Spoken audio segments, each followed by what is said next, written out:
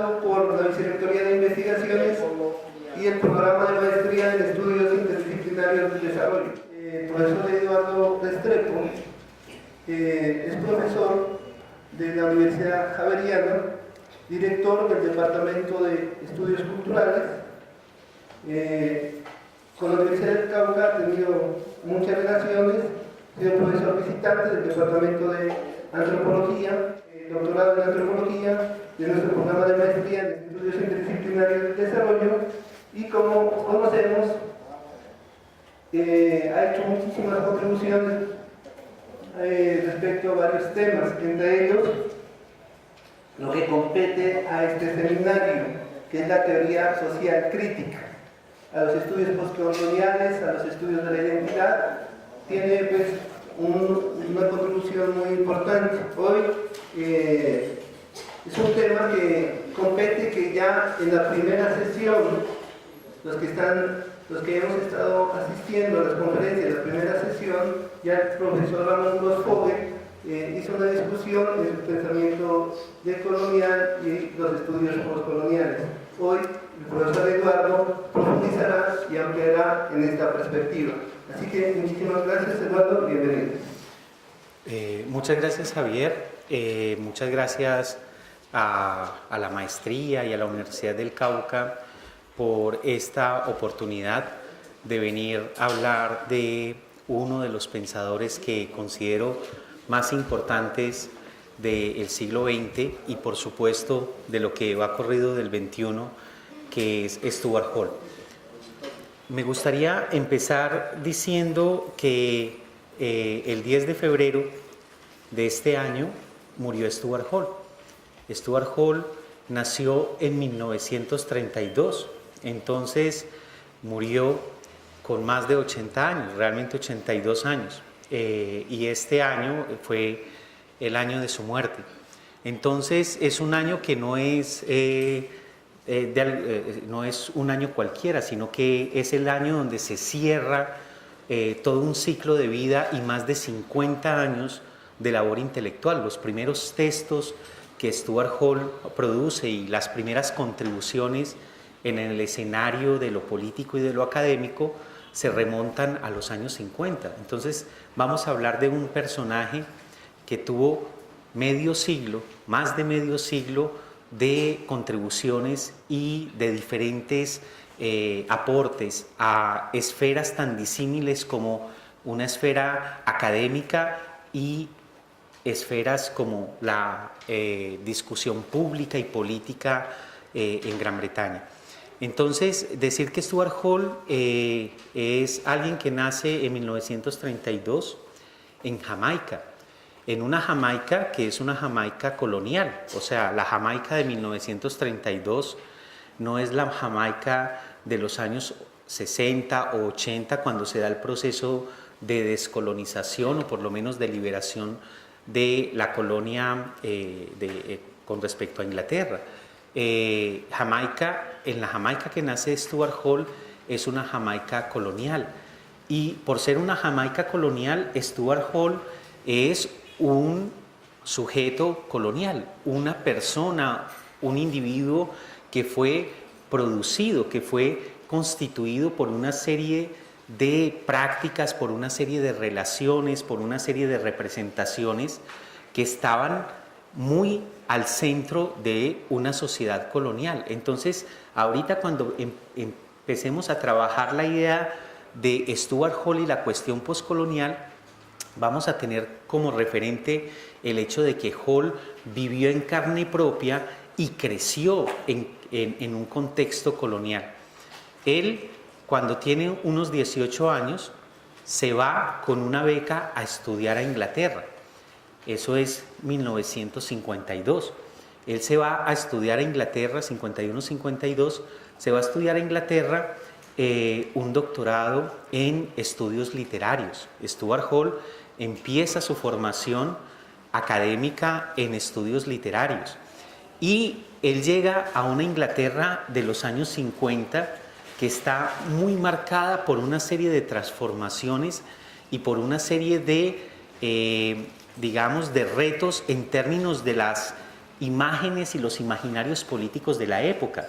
Los años 50, ustedes saben, son años donde se empieza a cuestionar algunas de las ideas centrales de lo que significaba la política o lo que significaba la teoría, y Stuart Hall pronto participó, fue uno de los actores fundamentales de esas transformaciones. Esas transformaciones se materializan en un movimiento que tiene mucha importancia en Gran Bretaña, y es el movimiento de la nueva izquierda.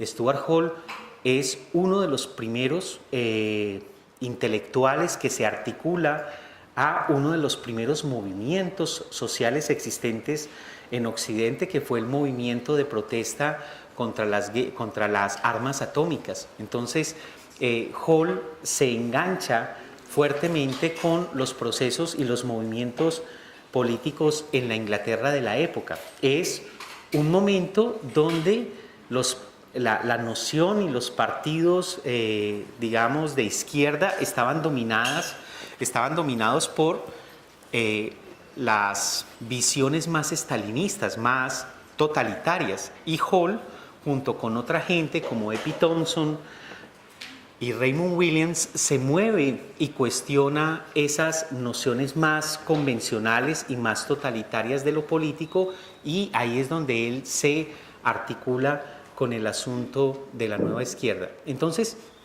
es muy importante estos dos elementos: su origen en el Caribe colonial, en la Jamaica que está dominada por el colonialismo inglés, y su relación en Inglaterra en los años 50 con una serie de transformaciones políticas e intelectuales que van a tener expresión en el mundo en cosas tan importantes como Mayo del 68 y una serie de procesos de crítica y de transformación de lo que hasta ese entonces se concebía como la teoría social y los referentes políticos. Uno pudiera entonces decir que Stuart Hall empieza su labor intelectual en los años 50 a partir de una serie de preguntas que se van transformando en términos de la manera como se van formulando, pero hay una continuidad, hay un hilo conductor en lo que Stuart Hall desarrolla como los elementos fundamentales de su pensamiento. Un pensamiento que ahorita voy a explicar con más detalles. Es un pensamiento que aporta o se enmarca dentro de un pensamiento que cuestiona los reduccionismos, las certezas reduccionistas, y por lo tanto él mismo solía decir un pensamiento sin garantías, un pensamiento de la complejidad y del reto a pensar sin las limitaciones o los lugares fáciles de los reduccionismos. Entonces uno pudiera ubicar unas continuidades en el pensamiento de Hall, en la labor intelectual de Hall, y esas continuidades son una propuesta o una elaboración de un pensamiento sin garantías. Pero ese pensamiento sin garantías tiene al menos 4 grandes momentos. O sea, uno desde los años 50 hasta su muerte, uno encuentra 4 grandes momentos del pensamiento de Hall. Hay 4 inflexiones o énfasis que van articulando o van definiendo el trabajo de Hall a medida que se va desarrollando. Antes de entrar en esos 4 elementos del pensamiento de Hall, me gustaría indicar que Hall nunca fue un académico convencional. O sea, Hall no fue un personaje que estuviera como un profesor en una universidad y se quedaba como un profesor en una universidad. Hall estuvo vinculado a algunas universidades. Primero a la Universidad de Birmingham desde los años 60 hasta 1979, con un lugar que fue muy famoso y muy importante para la creación de estudios culturales, que es el Centro de Estudios Culturales Contemporáneos. Él, junto con Hogarth, fueron los grandes artífices de este centro, y él participó en Birmingham, en esta universidad, pero él no se quedó solo en Birmingham, sino que había una serie de relaciones con movimientos y con procesos que estaban por fuera de la universidad. Él nunca escribió un libro entonces como suelen hacer los académicos y nunca estuvo produciendo artículos en función de revistas académicas para entrar como en una lógica de la producción académica. Hall siempre fue un intelectual y él solía decir alguien que va más allá de lo académico. Él no se concebía simplemente como un académico, sino como un intelectual.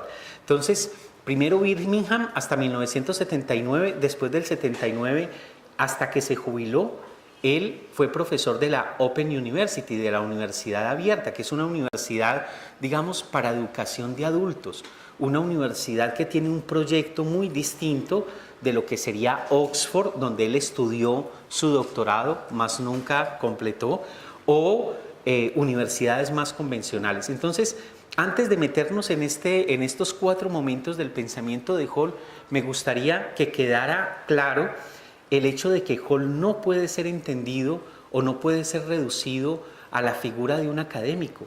Siempre Hall fue un intelectual que estuvo vinculado activamente con procesos políticos y movimientos sociales en Gran Bretaña y en otras partes, y eso lo marca bastante.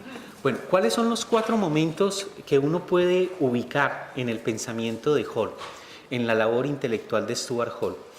El primero es un momento que podríamos decirlo o llamarlo una elaboración de una teoría materialista de la cultura. O sea, el primer momento es desde los años 50 hasta los finales de los años 60, donde Stuart Hall, junto con otros autores, concretamente Raymond Williams, están tratando de elaborar una teoría materialista de la cultura en un contexto en el cual el pensamiento marxista dominante establecía que la cultura era una especie de reflejo de la base o de la infraestructura.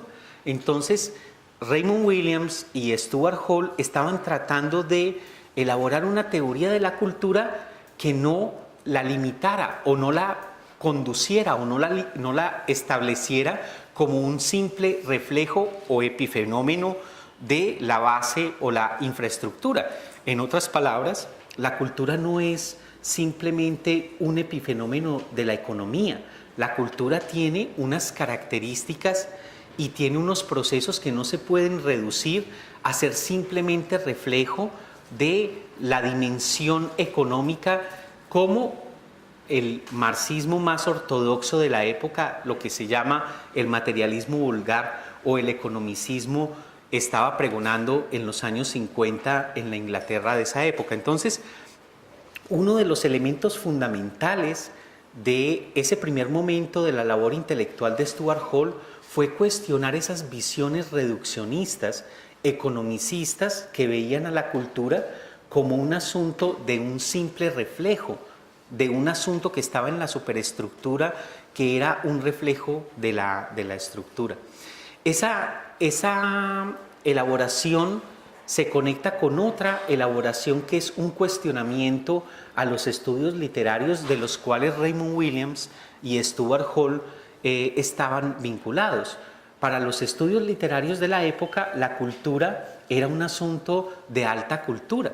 O sea, la cultura era pensada simplemente como un asunto que pertenecía a las grandes producciones del espíritu humano.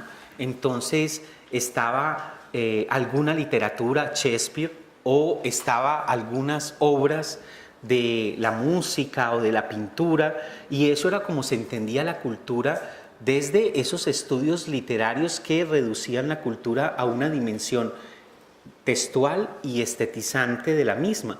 Entonces, Stuart Hall empieza a desarrollar la idea de la teoría materialista de la cultura, por un lado cuestionando el economicismo del marxismo ortodoxo de la época, y por otro lado ampliando la idea de cultura no solamente a esa esfera de la alta cultura, sino entendiendo que la cultura tiene que ver con las prácticas, las relaciones y las representaciones que constituyen el mundo de lo social.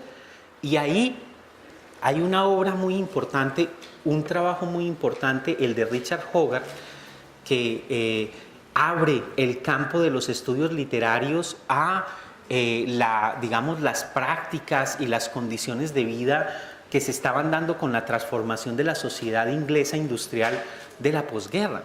Es un libro que fue muy famoso, que en inglés se llama The Uses of Literacy, y ese libro es un libro que muestra cómo la cultura no es un asunto de un ámbito reducido al orden de la literatura, de la música, de las bellas artes, sino que la cultura debía ser entendida de una manera mucho más amplia.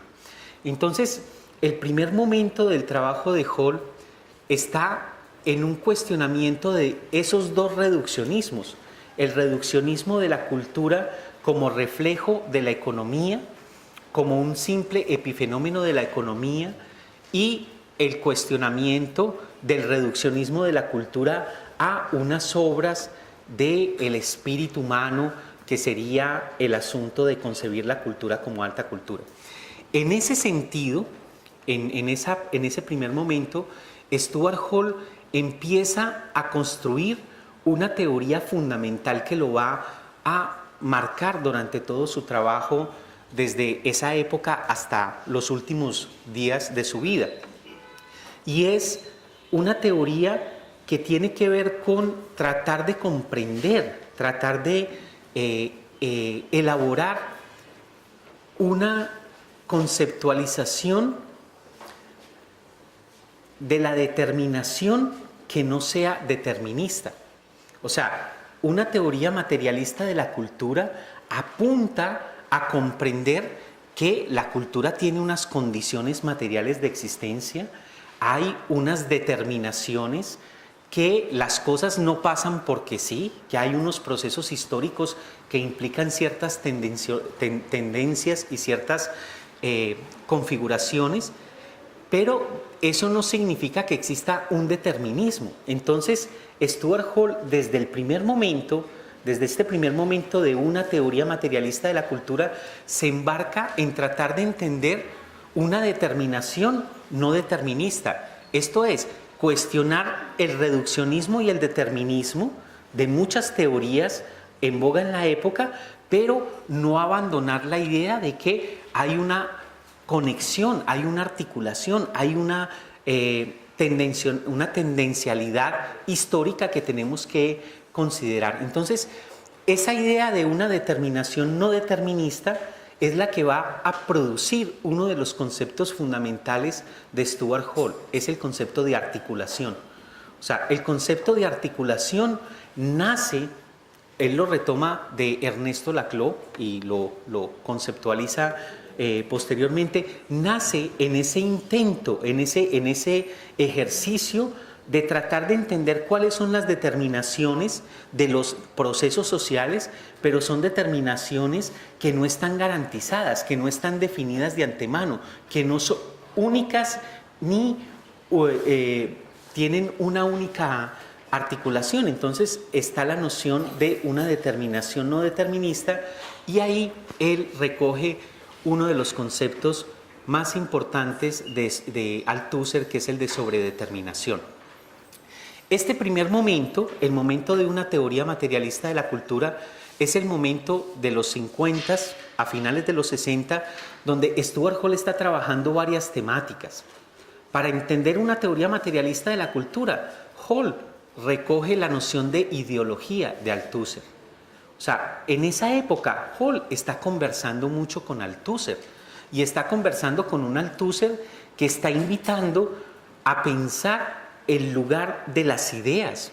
Acuérdense que en el pensamiento marxista, ideología está en ese ámbito de lo superestructural, pero desde Althusser el asunto no es del reflejo mecánico de la estructura hacia la superestructura.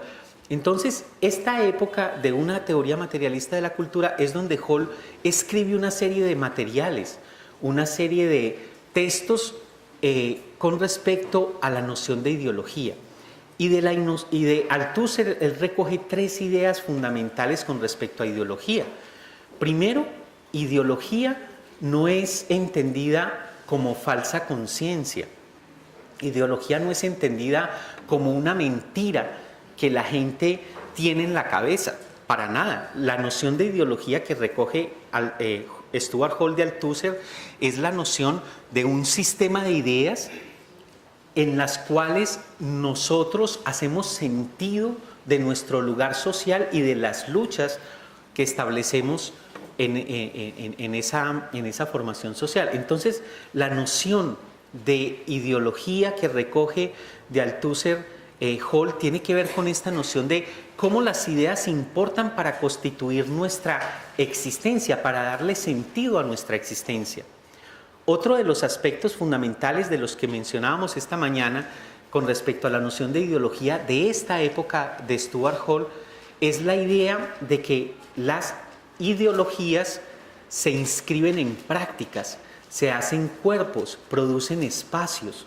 Las ideologías no son simplemente hechos psicológicos de individuos aislados, sino que las ideologías son sistemas de ideas que se materializan en prácticas, se hacen cuerpos y definen subjetividades, espacialidades y cosas como por el estilo. Entonces, la noción de ideología tiene que ver con práctica social. La ideología es una práctica, es una materialidad. La ideología no es lo opuesto a lo material, sino que la ideología es una dimensión fundamental de la práctica, es una dimensión fundamental de la materialidad del mundo.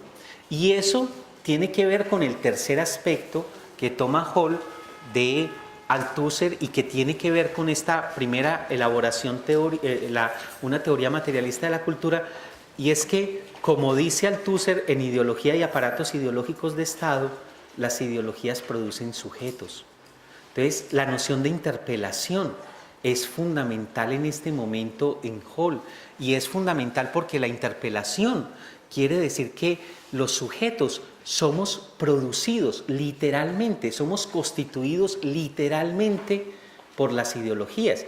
Y ahí hay una conexión muy importante y muy temprana entre Stuart Hall y el psicoanálisis. O sea, esta es una de las líneas por donde hay una serie de conexiones entre el trabajo de Stuart Hall y el psicoanálisis, porque Althusser toma la noción de interpelación y la noción de sobredeterminación del psicoanálisis freudiano, no del psicoanálisis lacaniano, que es otro momento del psicoanálisis que tiene que ver con otras nociones posteriores en Hall.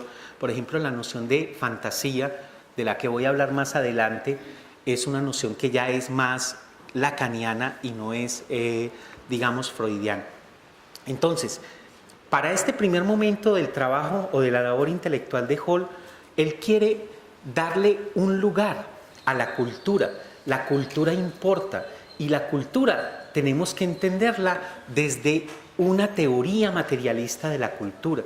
Y esa teoría materialista de la cultura tiene que ver precisamente con estas discusiones con Althusser y con la noción de ideología. Este es el momento en el que Hall empieza a escribir unos textos que lo hacen muy conocido en el campo de la comunicación, que son los textos sobre la codificación y descodificación. En los años 50, el modelo de la comunicación que existía era un modelo muy simple. Era el modelo de emisor, canal, receptor. Ahora, frente a eso, Stuart Hall, con todas las elaboraciones de la idea de ideología y de una concepción materialista de la cultura, empieza a argumentar que hay procesos de codificación que tiene que ver con la producción o la elaboración de ciertas ideas que se naturalizan de una forma, pero que la manera como la gente se apropia de eso no es una manera simple ni directa. Entonces, la idea de decodificación implica también producción, no implica simplemente traducir mecánicamente lo que está codificado en un lenguaje o en una ideología hacia el mismo asunto ideológico. Todo esto de la decodificación son textos tempranos de los años 60 que él trabaja en el contexto de una de las primeras expresiones o trabajo de la etnografía de las audiencias que se dieron en el temprano campo de la comunicación. Entonces, esos años 50, 60, uno encuentra artículos donde está la problemática de la ideología, de los medios de comunicación, a la luz de esta lógica de la codificación de codificación, y hay algunos tempranos textos donde Hall habla de la raza y el racismo. Ese es el primer momento. El segundo momento, a mí me gusta llamarlo la inflexión gramsciana. O sea, el segundo momento de Hall tiene que ver con el impacto que Gramsci produce en Hall y en la gente con la que él estaba trabajando ya en el Centro de Estudios Culturales Contemporáneos en Birmingham. Recuerden que el centro se crea en 1964 y se crea por Richard Hogarth, y Richard Hogarth se va en una comisión a la UNESCO y deja como director encargado a Stuart Hall en 1968. Stuart Hall después fue director en propiedad, porque Hogarth nunca volvió al Centro de Estudios Culturales Contemporáneos como director. Entonces, este segundo momento, que es un momento de finales de los años 60, principios de los 70, tiene que ver con el trabajo de Stuart Hall en el Centro de Estudios Culturales Contemporáneos. Ahí había un doctorado, ahí armaron un doctorado, pero no es un doctorado como los que nosotros presenciamos ahora. Es un doctorado en el cual incluso los cursos y las lecturas se definían a la par entre Stuart Hall y los otros docentes con los estudiantes que sabían tanto o menos sobre las temáticas que estaban produciendo. O sea, podríamos hacer una charla sobre la metodología y la pedagogía de lo colaborativo y de lo colectivo al centro, o sea, que se dio en el Centro de Estudios Culturales Contemporáneos en Birmingham, que produjo libros maravillosos, pero libros que son autoriados, o sea, los autores son colectivos. Entonces, ese segundo momento es el momento de la inflexión gramsciana y tiene que ver ya con la labor de Stuart Hall al frente del Centro de Estudios Culturales Contemporáneos. Gramsci, como ustedes saben, es un autor, es un personaje que escribió mucho de su obra en la cárcel. Incluso los materiales más conocidos de Gramsci se llaman cuadernos de la cárcel. Y esos cuadernos de la cárcel, en la edición que tenemos en castellano, la edición más completa, son 6 volúmenes que son borradores, son notas que él estaba tomando para después escribir cosas en limpio. Entonces, son elaboraciones en bruto. Y Stuart Hall y la gente del centro empezó a conocer a Gramsci por una profesora italiana, se me olvida el nombre en este momento, que llegó al centro y empezó a traer a Gramsci y empezó a traducir a Gramsci oralmente. O sea, Gramsci estaba en italiano, ella lo leía en italiano y lo traducía al tiempo al inglés, y empezaron a leer a Gramsci sistemáticamente en el Centro de Estudios Culturales Contemporáneos. ¿Y por qué esto marca un segundo momento? Porque esa pretensión de producir una teoría materialista de la cultura desde la noción de ideología se desplaza a un concepto central en el pensamiento de Hall que Hall nunca más abandonará, y es el concepto de hegemonía. O sea, es el momento en el que Hall se empieza a enganchar con la idea de hegemonía gramsciana, que es muy distinta de la idea de ideología, en el sentido de que hegemonía no tiene que ver solo con consenso, sino que tiene que ver con consentimiento.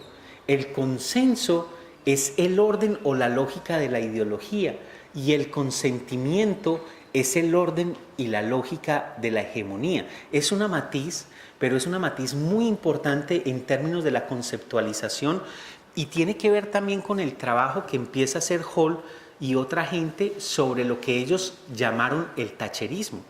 O sea, Margaret Thatcher es una política inglesa. Yo sé que algunos de los más jóvenes ni tendrán idea de eso, pero es una mujer muy importante en términos de la marcación en los años 70. Ella llega al poder a finales de los años 70, de la marcación y del giro de la política de Gran Bretaña hacia la derecha. A ella se la concibe como parte de los neoconservadores, y ella produce una lógica muy particular de la articulación de lo que después se llama neoliberalismo con un nacionalismo muy específico, y eso tiene que ver con las guerras de la guerra de las Malvinas y otra serie de cosas. Pero el punto es que Stuart Hall empieza a leer a Gramsci a la luz de la problemática del ascenso del thatcherismo, esto es, del ascenso y del corrimiento de una sociedad donde el estado de bienestar empieza a ser desmontado, donde ciertas concepciones de derechos y de políticas empieza a ser desmontado a la luz del posicionamiento de un proyecto que no es simplemente un proyecto de ganar elecciones, sino de transformar el sentido común de la gente en Gran Bretaña y después de la gente en el mundo, porque ella se liga con Reagan y eso tiene que ver con un giro hacia la derecha y hacia el neoliberalismo en el mundo en general, lo que Stuart Hall y otros denominaron los nuevos tiempos, o lo que alguna gente denomina ahora globalización. Entonces, el segundo momento de Stuart Hall tiene que ver con la apropiación, la lectura de Gramsci. Eso no significa que se abandonó Althusser, eso no significa que se abandonó las pretensiones de conceptualizar una teoría materialista de la cultura. Lo que quiere decir es que Gramsci viene a potenciar con sus categorías, con sus planteamientos, las elaboraciones que se están desarrollando en Hall y otros en ese momento. Ese momento es un momento donde Hall empieza a explorar cosas como el racismo, pero empieza a explorar cosas como el racismo no a la luz de entender el racismo en abstracto, sino a la luz de entender cómo, por ejemplo, en la Gran Bretaña de finales de los años 70 se empieza a producir un pánico moral sobre los asaltantes callejeros que son negros, y en ese contexto negros son del Caribe y de lo que ahora es Pakistán y la India, ¿cierto?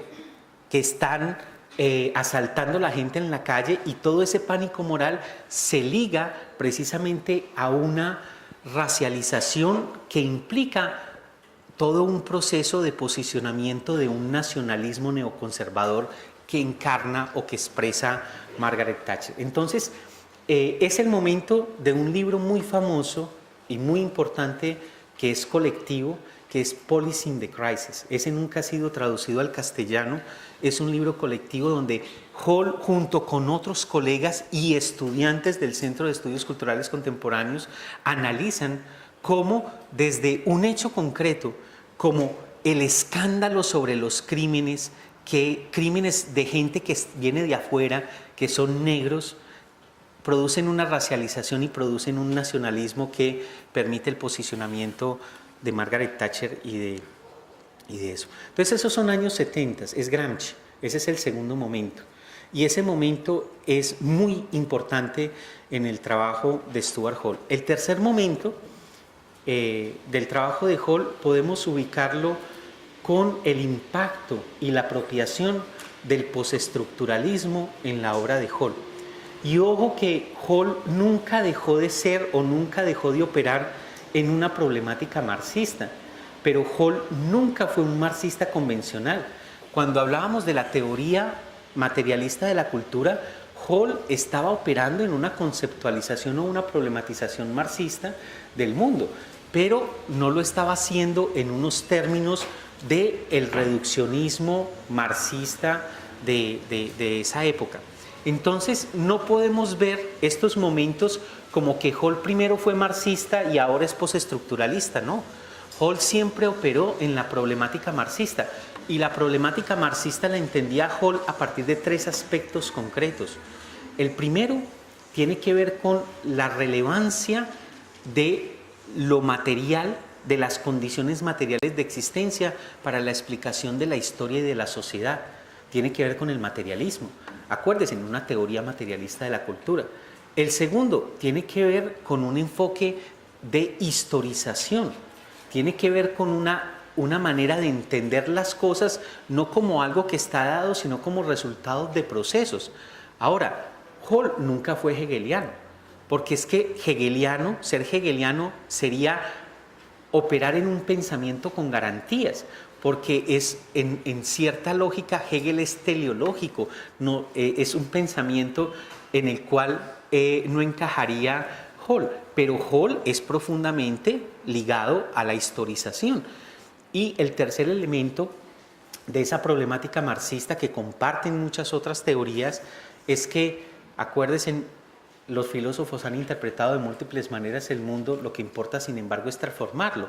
Esto es, el conocimiento no es un asunto que se define por sí mismo, no es conocimiento por conocimiento, sino que es conocimiento como herramienta y como terreno de disputa política. En ese sentido, Hall desde siempre fue un marxista hasta los últimos días de su vida. Ahora, si ser marxista implica citar a Lenin, como Lenin dijo en tal parte, entonces nunca fue un marxista Hall, ¿cierto? Ahora, Hall leyó muy bien a Marx, hay varios textos, ahorita que hablemos del libro, hay un texto en particular que es sobre una introducción que nunca fue publicada, la introducción de 1857, de la contribución a la crítica de la economía política, que es un texto previo al Capital. Hall tiene, por ejemplo, un trabajo sobre cómo entender el método de Marx ahí, y de ahí deriva una idea fundamental en su pensamiento, y es la idea de unidad en diferencia. O sea, él no está operando desde una noción de totalidad simple. Hall nunca operó desde la noción de totalidad simple, sino desde esa noción de unidad en diferencia. Bueno, entonces vuelvo al tercer momento, después de hacer ese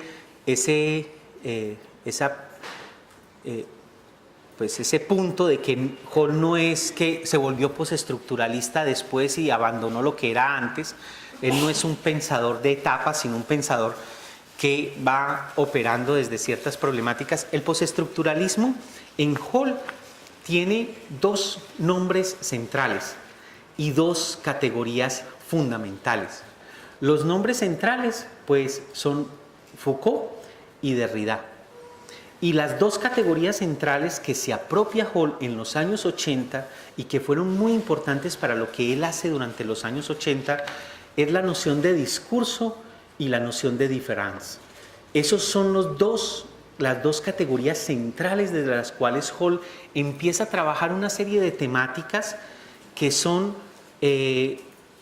las temáticas por las cuales empieza a ser reconocido Hall en el ámbito académico. Hall ya era reconocido en el ámbito político como el editor de la revista de la Nueva Izquierda, que hasta hoy se mantiene, fue el primer editor y fue uno de los personajes más constantes en ese asunto. En el campo académico a Hall se lo empieza a reconocer por sus contribuciones a la teoría de la identidad y a la teoría de la representación. Y ojo que aquí representación no es esa noción de representación metafísica. Enseguida hablo de eso porque alguna gente entiende esa noción de representación como una categoría muy distinta de lo que está planteando Hall. Entonces, el tercer momento con el postestructuralismo llega con la apropiación de Hall de Michel Foucault y de Derrida, y con la noción de discurso y de différance. Los elementos que valdría la pena resaltar sobre ese momento es que para Hall la noción de discurso produce un giro en todo lo que significa el análisis de lo social. O sea, la noción de discurso es central, pero Hall parte del argumento de que el mundo es discursivamente constituido, pero no es solo discurso.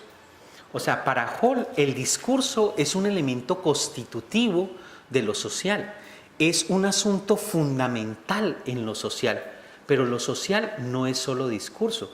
Y ahí él dice que tiene una diferencia con autores que recogen también ese planteamiento de discurso como Laclau. Y Hall se había alimentado de Laclau del concepto de articulación mucho antes. Entonces, digamos que el giro discursivo de Hall es un giro discursivo que no implica un reduccionismo al discurso en el análisis de lo social. El discurso es fundamental, no hay nada por fuera del discurso en el mundo de lo social, pero el mundo de lo social no es solo y simple discurso. Las relaciones sociales tienen una dimensión discursiva, pero no son solo discurso. Eso en Hall es fundamental y nosotros no podemos entender su teoría de la identidad o todo lo que él plantea en términos de la política de la representación si no comprendemos ese planteamiento de cómo él se apropia de esa manera particular de la noción Foucaultiana de discurso. La otra noción que viene de Derrida es la noción de différance. Y otra, con eso de bajo tachadura, pero simplemente hablemos de la noción de différance. Différance es una palabra que crea Derrida para juntar o para producir un concepto que no solamente es diferencia, sino también diferir. Diferencia y diferir. Diferencia como diferencia, pero diferir como correrse, como irse moviendo. Y la noción de différance, como la recoge Hall de Derrida, es un aporte importante porque trasciende la idea estructuralista de que la diferencia es el resultado de un sistema de diferencias para plantearse el problema de que la diferencia no está estable y no está fijada.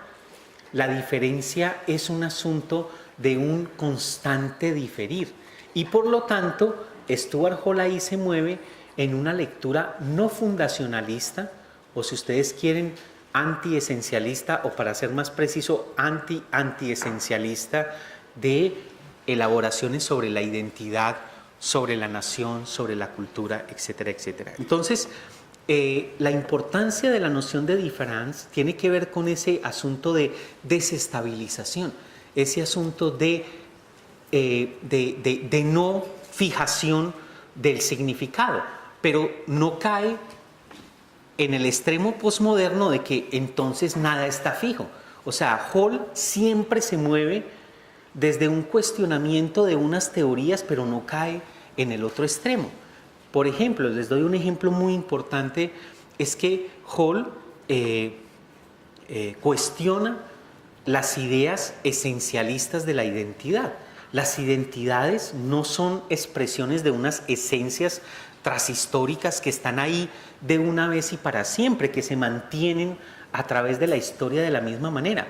Hall cuestiona eso, pero entonces Hall no se va para el otro lado a decir entonces que las identidades son libremente flotantes. No, hay unas condiciones históricas, unos anclajes concretos que hacen que se den unas articulaciones identitarias de una manera y no de otra manera. Entonces Hall está cuestionando una cosa, pero no cae en el otro extremo de negar esa cosa por el opuesto. Otro ejemplo, él cuestiona el determinismo. El determinismo, como les contaba desde el primer momento, con la noción de cultura como un epifenómeno de la economía o de la base, pero no se va para el otro lado a decir que no hay ninguna determinación, como hacen ciertos posmodernos. Entonces, él habla de una determinación no determinista. No habla de un antiesencialismo, habla de un antiesencialismo. Es más, Hall se mueve en una cosa, en términos epistemológicos, que se los voy a plantear de esta manera, no más para dejarlo ahí y de pronto podemos profundizar más adelante, es que el pensamiento determinista es un pensamiento que tiene dos formas, que es el pensamiento con garantías. La primera forma es la de las necesarias correspondencias. Entonces, un pensamiento determinista es el que dice que hay una necesaria correspondencia entre alguien porque está en este lugar y lo que piensa. Entonces, hay una necesaria correspondencia entre lo ontológico, su lugar, su locus, y lo epistemológico, lo moral y lo político. Eso es pensamiento racista. El pensamiento racista que dice, este es negro y por ser negro entonces es, ¿sí? O este es europeo y por ser europeo. La necesaria correspondencia es un pensamiento determinista, es un pensamiento con garantías. Entonces, si yo veo un cuerpo negro, yo no necesito saber nada más porque yo ya sé que se deriva de ese cuerpo negro, porque yo ya sé que entonces tiene esta epistemología, ¿cierto? Desde el racismo y también desde racismos invertidos, que eso es otra cosa. Entonces, ese es el de la necesaria correspondencia. La otra forma del determinismo es la inversión. ¿Y cómo es la inversión? La inversión es de la no necesaria correspondencia. O sea, necesaria correspondencia, esto necesariamente tiene que vincularse con esto. La no necesaria correspondencia es que esto nunca se va a conectar con esto otro. Es la inversión del asunto, simplemente es la negatividad de una necesaria correspondencia en positivo. Esos son los dos momentos del pensamiento con garantías. Ahora, Hall se mueve en el asunto de la necesaria no correspondencia. Miren, necesaria correspondencia, no necesaria correspondencia, necesaria no correspondencia. Son matices importantes que hay que tener ahí presentes. Bueno, entonces, independientemente de este asunto, lo que yo quería decir es que Hall nunca se va al otro extremo, sino que Hall se coloca en un punto que es un punto que problematiza el hecho de que tiene que estar uno aquí o acá. Sí, esa es una cosa importante. Entonces, el tercer momento es el del postestructuralismo y es Foucault con la noción de discurso y es Derrida con la noción de différance y es todas las elaboraciones que Hall hace sobre la identidad y sobre la representación. Sobre la identidad podemos decir que Hall se mueve en una lectura que va a estar inspirada en un concepto que va a tomar mucha fuerza en el cuarto momento, que es el momento de que supuestamente vamos a hablar, pero yo creo que no va a quedar mucho tiempo para eso, que es el momento de lo que podemos decir como la inflexión o el giro o la intervención postcolonial en el pensamiento de Hall. Entonces, la identidad es pensada desde un concepto que va a adquirir mucha más fuerza después, que es el concepto de diáspora. Diáspora adquiere, digamos, la materialidad de muchas elaboraciones que él hace con respecto a la identidad. Y lo de representación tiene que ver con el asunto de no solamente la forma como concebimos el mundo es una forma de estar en el mundo, sino una forma de disputar el mundo. La noción de representación en Stuart Hall es una noción que pasa por relaciones de poder. O sea, no es la noción psicologista, ni es la noción ingenua de representación. Ni siquiera la noción de Hall de representación es aquella noción que plantea la teoría de la transparencia del mundo con respecto a la representación. Hall, en su conceptualización de la representación, está pensando la representación como había pensado antes la noción de ideología y como pensó después la noción de hegemonía. Representación encarna las discusiones y las elaboraciones que Hall hizo sobre ideología y sobre hegemonía. Nosotros, para entender el concepto de representación en Hall, tenemos que entender esas discusiones con respecto a Gramsci, con respecto al Althusser y las desmarcaciones que Hall hace con respecto a esos pensadores. No me voy a meter en detalle aquí en esas cosas y voy a saltar al cuarto momento, que es el momento supuestamente de esta charla, que es los años 90. Los años 90 para Hall son muy importantes en términos de las temáticas que empieza a trabajar y de los autores que empieza a referir. Hall empieza a referir a autores como Edward Said. Edward Said, que es un autor fundamental en lo que se conoce como los estudios postcoloniales o la teoría postcolonial. Edward Said escribe un libro que es seminal, ahí sí la palabra de seminal con toda la fuerza que tiene, es seminal, es el libro de orientalismo. Con ese libro, Orientalismo, con ese libro, Edward Said, que era alguien de Pakistán, que creció en los Estados Unidos, en Nueva York, que era alguien de estudios literarios y que transformó muchos de las concepciones mismas de la teoría social basado en Foucault y en Gramsci. O sea, la introducción de orientalismo de Edward Said dice este libro de pensar al orientalismo como un régimen discursivo se funda en Foucault y se funda en Gramsci. Entonces, también Hall comparte con Edward Said estos bagajes de autores y de referentes que estaban en los años 70, principios de los 80 en el escenario. Entonces, para los 90, Edward Said empieza a ser citado mucho por Stuart Hall. Hay un artículo en particular que se llama Occidente y el resto, publicado en 1992 en una colección que Stuart Hall fue el editor y fue uno de los coautores, y esa colección se llama Formations of Modernity, formaciones de modernidad. O sea, Hall estaba pensando en los 90, estaba pensando el problema de la modernidad, y en este artículo donde cita mucho a Said y dice, es Said el inspirador y el referente teórico desde el cual voy a trabajar, argumenta que hay que complejizar y completar el argumento de Said con la idea de que Occidente y el resto es una formación discursiva. Occidente se constituye al producir una fuera, que es el resto.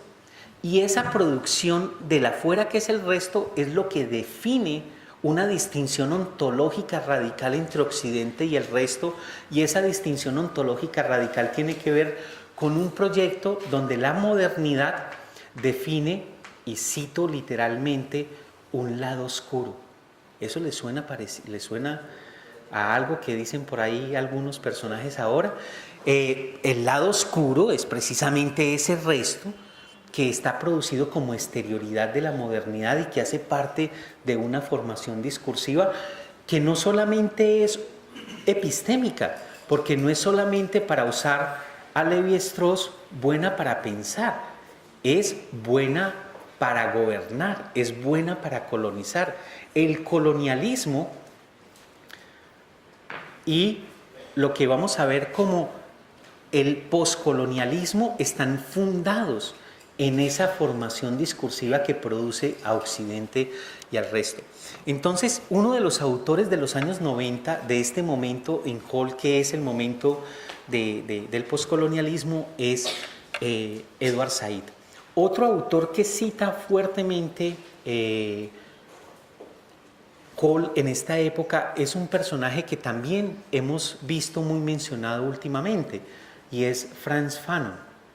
Frantz Fanon es un personaje maravilloso de Martinica, que afortunadamente se murió muy joven, porque donde se hubiera muerto después y nos hubiera escrito 2 o 3 libros más de los que escribió, él dejó 2, nos hubiera dejado muy emproblemados. Escribió 2 libros, estoy hablando de Frantz Fanon, escribió pues libros, así como libros, el de Piel Negra, Máscaras Blancas, y el de Los Condenados de la Tierra. Entonces, en los años 90 uno encuentra que Hall menciona fuertemente a Fanon, y hay un artículo muy particular que está publicado en el libro que vamos a presentar ahorita, si su paciencia aguanta. Es un artículo que se llama El espectáculo del otro.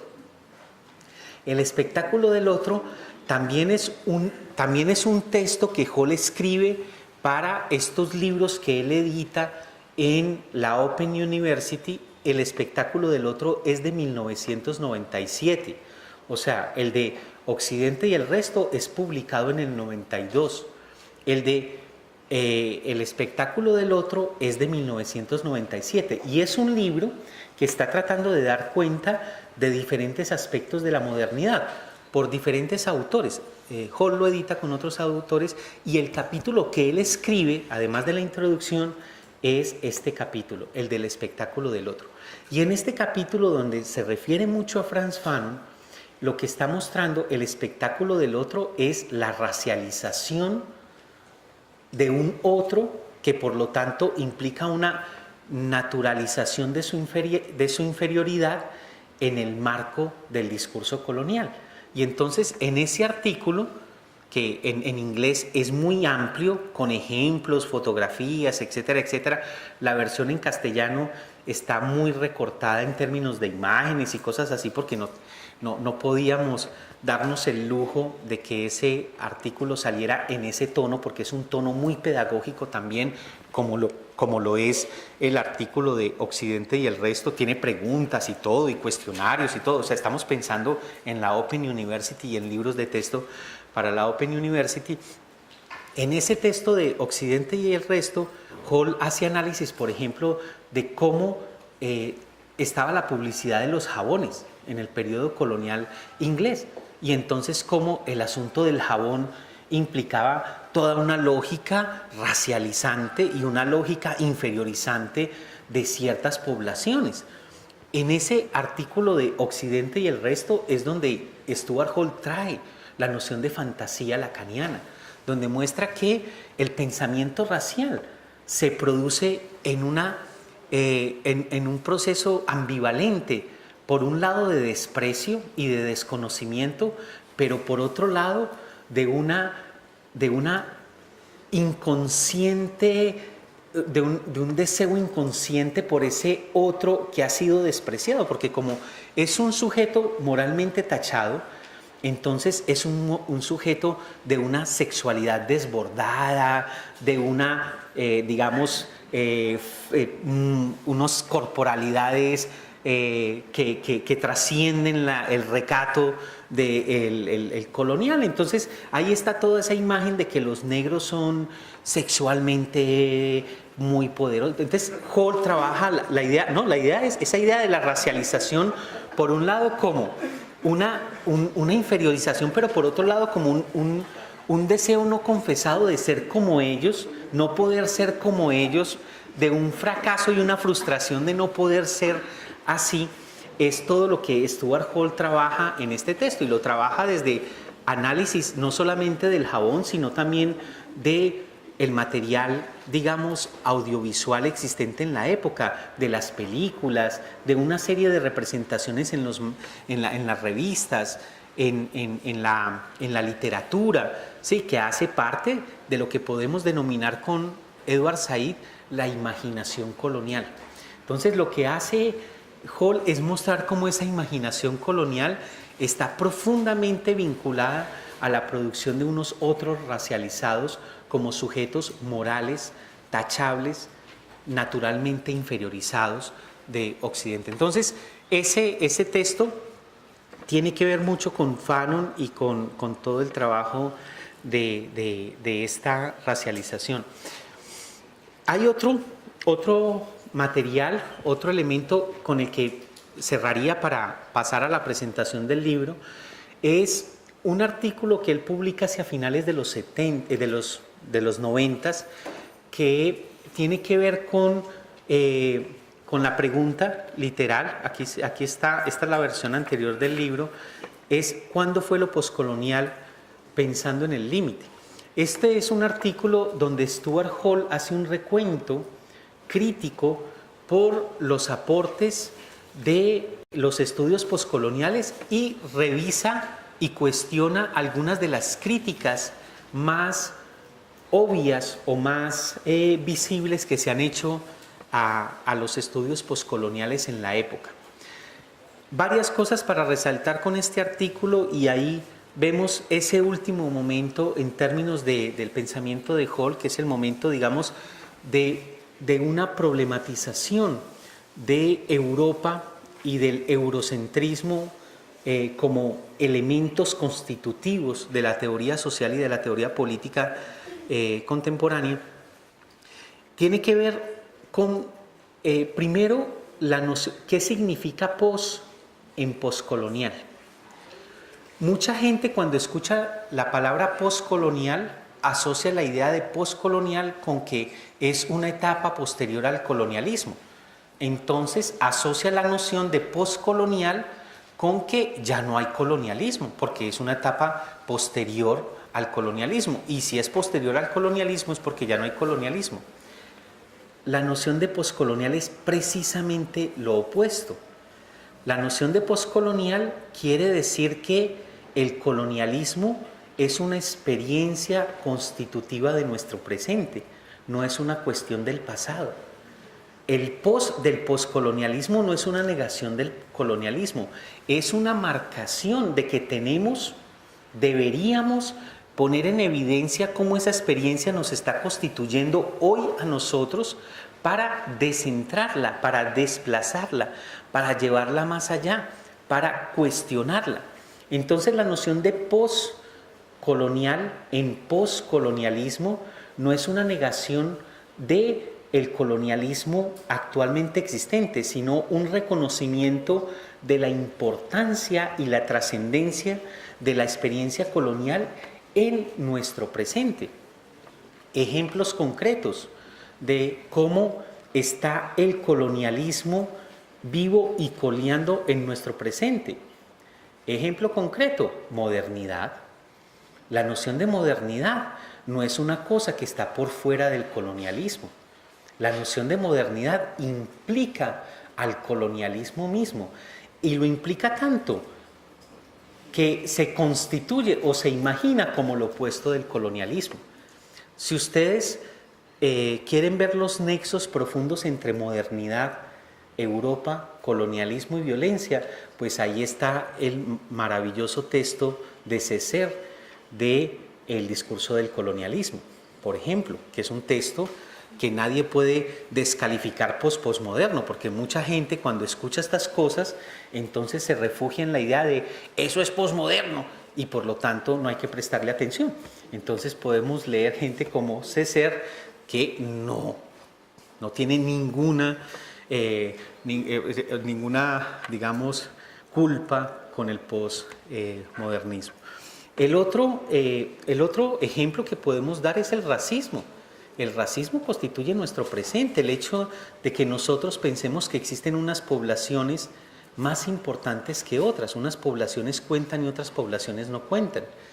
Una gente cuenta más que otra, o sea, un general secuestrado pues, cuenta más que un soldado secuestrado o que un civil secuestrado, o unos soldados estadounidenses tienen nombre y sus cuerpos son repatriados, civiles de otro lado ni siquiera cuentan como números. O sea, el asunto del colonialismo y es una cosa que constituye nuestro presente, nuestra concepción de presente y de futuro, de lo deseable, nuestra noción de estética, nuestra noción de espacialidad, dónde está el norte, dónde está el sur, nuestra orientación en términos de valores, en términos de conocimiento, qué es conocimiento, qué vale la pena conocer. Todo eso está atravesado por el colonialismo de cabo a rabo. Entonces, uno de los planteamientos de poscolonialismo es resaltar la importancia y la urgencia de visibilizar los legados del colonialismo que habitan en nuestro presente para problematizarlos. Eso es uno de los elementos que menciona Stuart Hall muy claramente para reivindicar o revalorar reivindicar los estudios postcoloniales. Hay una serie de categorías que Stuart Hall desarrolla en este momento de su labor intelectual. Les mencionaba la de diáspora. O sea, Hall en los años 90 trabaja mucho con la noción de diáspora, y la noción de diáspora en Hall se opone a la idea de diáspora de mucha gente. O sea, esa noción de diáspora como una continuidad, como una garantía histórica, como una homogeneidad, es precisamente lo que Hall no está entendiendo por diáspora. Para Hall, diáspora implica dislocación, y dislocación implica invención, y invención del pasado, invención del presente. Implica que África no es una cosa que está ahí esperando a ser descubierta, sino que África es una cosa constitutiva de una imaginación política que produce sujetos particulares. Entonces, la noción de diáspora de Hall no es una noción que se aplica ni siquiera solo a los caribeños o solo a los afrodescendientes, sino que la noción de diáspora para Hall es una categoría heurística para pensar otras cosas como la cultura o la identidad, y ahí tiene mucho que ver con el asunto de las rupturas, que son tan importantes como las articulaciones y las continuidades que se imaginan y se producen al imaginarse como tales, ¿cierto? Entonces, no voy a ahondar mucho en la riqueza del trabajo de Stuart Hall. Eso está escrito. Yo le pasé un texto a Javier de esta conferencia, donde sí se centra, ese texto sí se centra en la parte de los estudios poscoloniales de Hall o del momento poscolonial en Hall, pero me parecía muy importante, sobre todo de miras a la presentación del libro, que ustedes tuvieran un panorama de que es que Hall no fue desde el comienzo, digamos, alguien que se acostó aliviado y amaneció pensando estas cosas, sino que Hall hace parte él mismo de un proceso histórico donde la teoría social, las discusiones políticas y el contexto en el que está operando imponen y van produciendo una serie de problemáticas y una serie de preguntas que van marcando su trabajo. Y miren que yo mencioné, estos últimos textos hacen parte de trabajos, de libros que él publica en el contexto de su trabajo en la Open University. Libros de texto para la educación de adultos, libros de texto que buscan explicarle a otros de una manera increíblemente pedagógica problemas muy complicados de la teoría social. Y cierro con este punto, y es que para Hall el asunto de la pedagogía no es un asunto menor.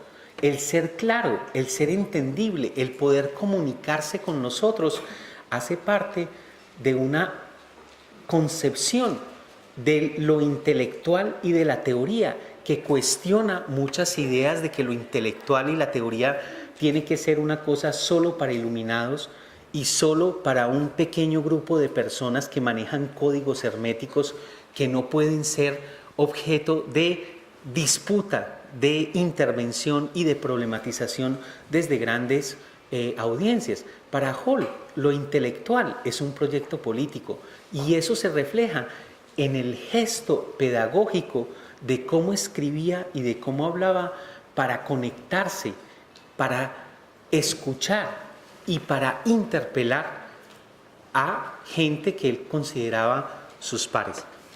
Entonces, yo dejaría aquí esta parte para pasar a la parte de la presentación de los libros.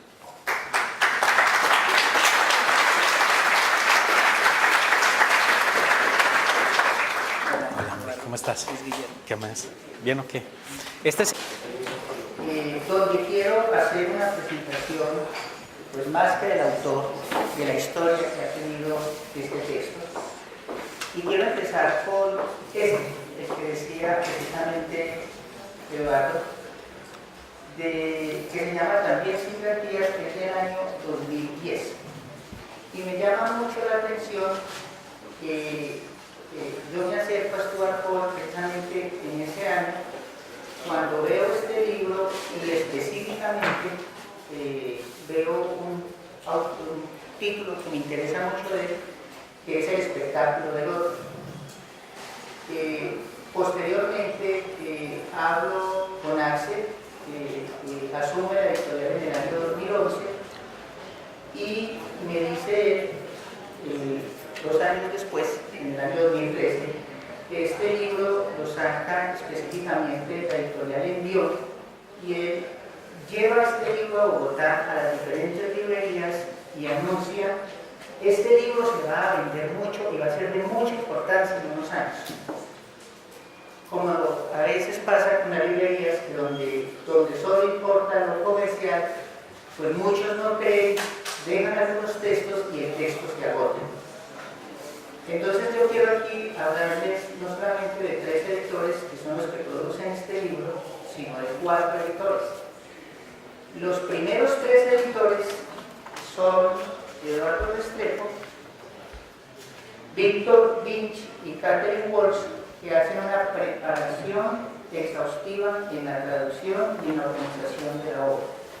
La obra está compuesta por partes, y posterior a esa presentación de la obra me gusta mucho que, por ejemplo, en la página 459 está el espectáculo del otro, y en la página 667 está la fuente donde está el espectáculo del otro, en qué año se produce, qué editorial o en qué revista pueden producir el texto. O sea, es decir, hay una historicidad no solamente del autor en su pensamiento, sino que hay una historicidad en el mismo texto como tal. En el año 2014, pues asumo la editorial y quiero decirles que el texto en el mes de septiembre se sacan unos pocos ejemplares para llevar a México. Lo que hace Axel Alejandro es ir a Aguascalientes, que ya Eduardo nos podrá contar un poco de lo que pasó allá, y me dice Axel que solamente se presentó el texto como homenaje a Stuart Hall. 20 textos, y la gente quería, bueno, ¿dónde conseguimos este texto? ¿Dónde lo compramos? No, solamente hay 20 y no más los tenemos para la presentación. Es decir, a veces uno no tiene como la dimensión de valorar un texto como este por estar tan cercano a nosotros. De este texto se han producido en este momento 500 ejemplares, de los cuales creo que en un año no tendremos muchos. Exacto. Y por eso quería hablar de los 3 editores que se encargaron de este libro y de un editor que funcionó ahí caminando el libro, que fue Axel Alejandro, y que este libro lo tenemos gracias a que en febrero pues, nos enteramos lamentablemente de la muerte de Hall, y hay un texto adicional de Lawrence Grosberg, De Grosberg, sí. que es leído el día del funeral de Stuart Hall. El texto, si me lo permiten, se denomina Furia contra la muerte de una luz. Y aquí recuerdo precisamente cuando el libro Orientalismo de Edward Said cumple 25 años, en el año 2003 Edward Said escribe: o investigamos para ensanchar nuestros horizontes de vida, o investigamos para controlar al otro. Y yo creo que este no es un homenaje póstumo a Stuart Hall, es el brillo y es una luz contra la muerte de un pensamiento que sigue vivo entre nosotros. Por eso, pues, la presentación que hace de manera tan rica y profunda Eduardo en este texto. El texto tiene un costo de 70,000 pesos, sin embargo, para los profesores, los estudiantes, tiene un descuento del 30%, o sea, de 50,000 pesos, que ustedes pueden realmente acercarse a la editorial, conseguir el texto. Aquí trajimos solamente 12 ejemplares, de los cuales 3 son para el editor. Son uno de los editores que produjo el texto, los otros se han enviado a Quito y específicamente a Perú. Entonces, sea bienvenido este texto entre nosotros. Gracias a ustedes como editores, gracias a Alejandro Rojas, y bueno, creo que lo que hay aquí no es solamente un reconocimiento a los autores, a los editores de Stuart Hall, hay sobre todo un respeto a los lectores.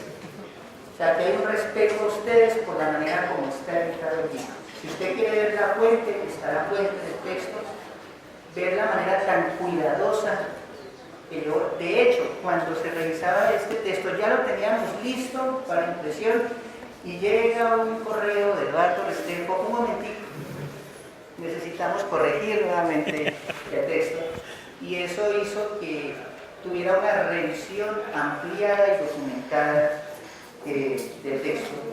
Son 685 páginas, las cuales se leen por periodos o posible apetencia de acuerdo a la disciplina que esté manejando cada uno de los lectores. Pues yo quiero dejar ahí un aplauso para ti.